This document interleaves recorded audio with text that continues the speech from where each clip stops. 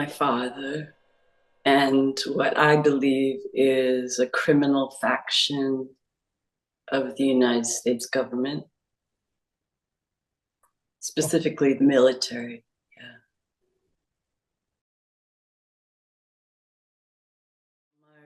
At the age of 4, my father told my mother he was taking me to work with him, but he was actually taking me to different locations where I experienced, well, there was a military-like place, or it was more a clinical and a lab-like place that had electronic equipment, where I saw men in white lab coats and mostly men in military uniform. Occasionally I'd see a woman. And I was usually strapped to a chair, and I had something on my head, and they were using drugs and I think electricity and pain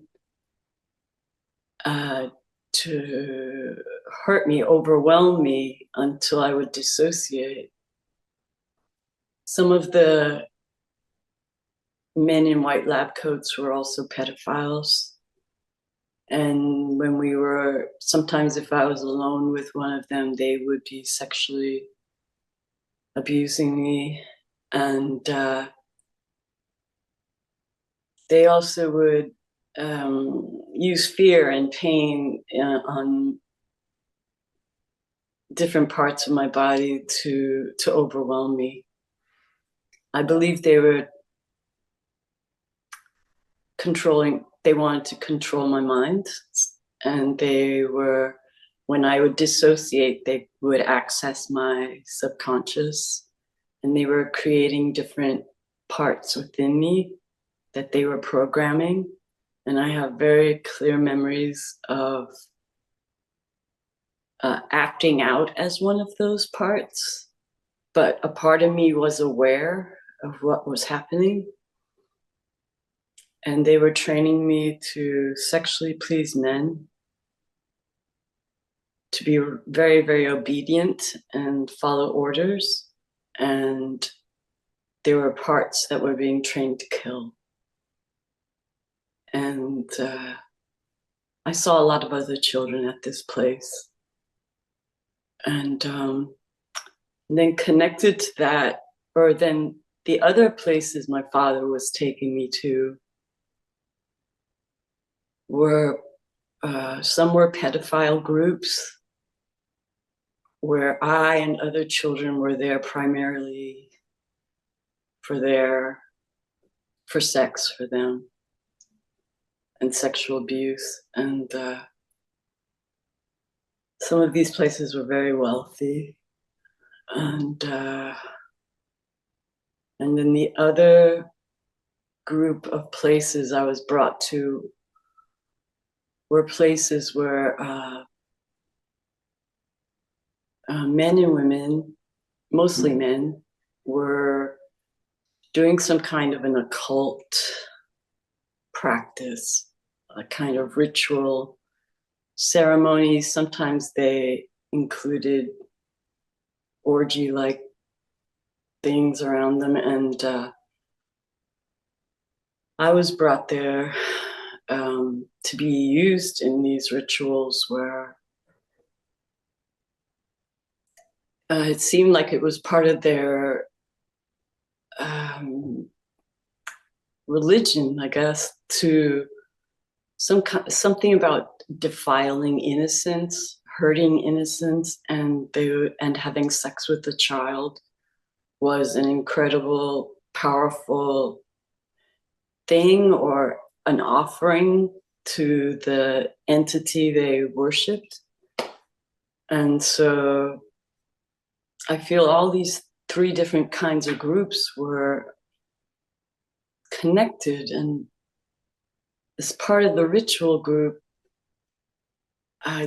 these people did, I saw children being killed, and I saw babies being killed, and they would practice a kind of blood drinking and cannibalism as part of their religion. And I believe all three of these kinds of locations, the pedophile groups, the ritual groups, and the military kind of lab place, were all connected. There were times in the military mind control place, I was shown films of rituals. And I feel they were desensitizing me and preparing me in some way to be used in them.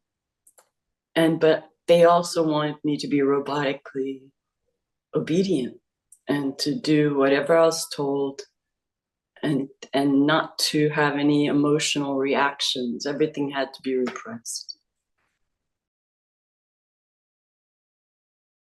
Well, some of the doctors, or they called themselves doctors, the men in white lab coats, some of them use German words and phrases. And there were times that I would see a pin on a lapel or even an armband or a banner on the wall with a Nazi symbol, swastika, or other symbols. One doctor had a ring that I was able to draw.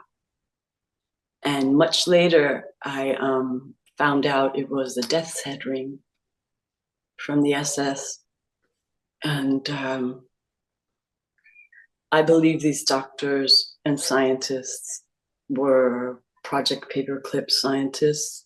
And Project Paperclip was a program in the United States government that brought in, after World War II, Nazi scientists from Germany and other places in Europe.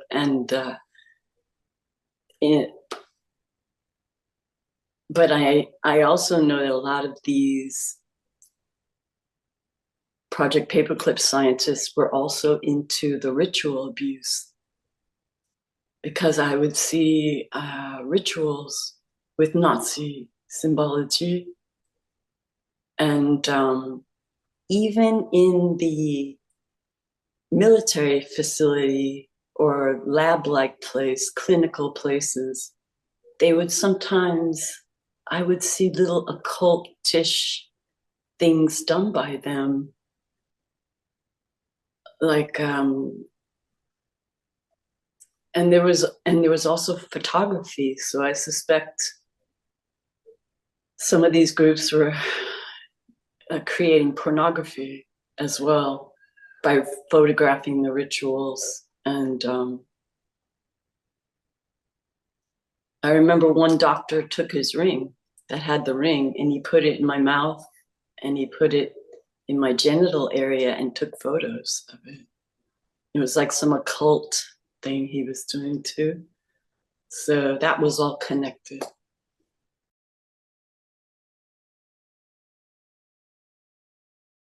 The children and myself were told that, well, I was told that I was being watched, and that if I ever spoke, they would say to me, "We know where you are. We're," and if I ever spoke, they would find me. They would know how to find me and get me, and I would be hurt very badly or killed. And then they also said that if I did not obey, other children would be hurt or killed. And I saw children being hurt and I believe killed as an example to other children. They had they considered some of the children expendable. And I also saw animals killed And they would say to me, it's because you didn't obey. And also, I would see my father in the room, in the lab-like places when they were torturing.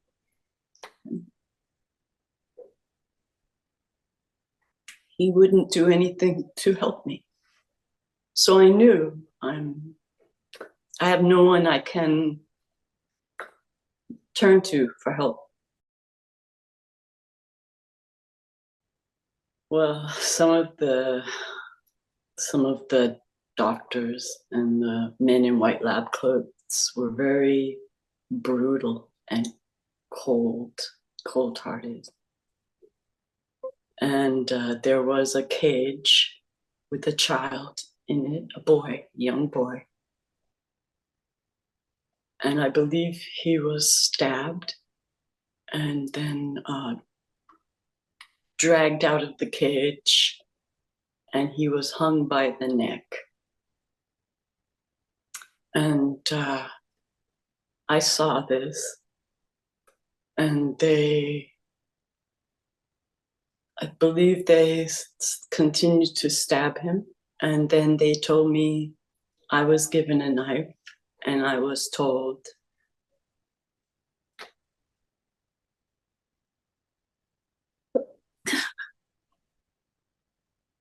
oh, I have to help kill the boy. And I refused. And they said to me, if you do not obey, we will continue to kill children in this way until you do.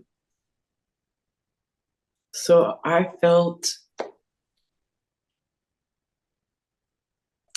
I had to help, or else other children would die. Well, my experience has been that love is stronger than their fear and manipulation and their brutality. And I had to learn how to love myself, and I'm still learning.